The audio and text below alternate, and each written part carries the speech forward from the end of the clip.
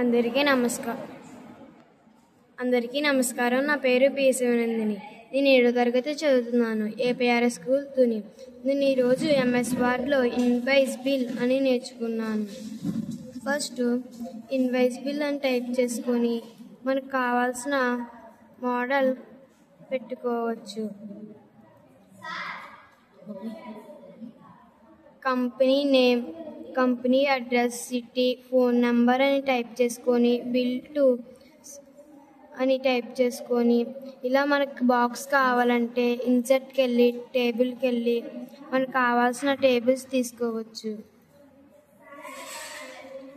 ఇలా మనకి కలర్ కావాలంటే సెలెక్ట్ చేసుకొని డిజైన్స్కి వెళ్ళి మనకి కావాల్సిన డిజైన్ పెట్టుకోవచ్చు. ఇలా నేను బిల్డ్ టు అని టైప్ చేశాను. థ్యాంక్ యూ అండి.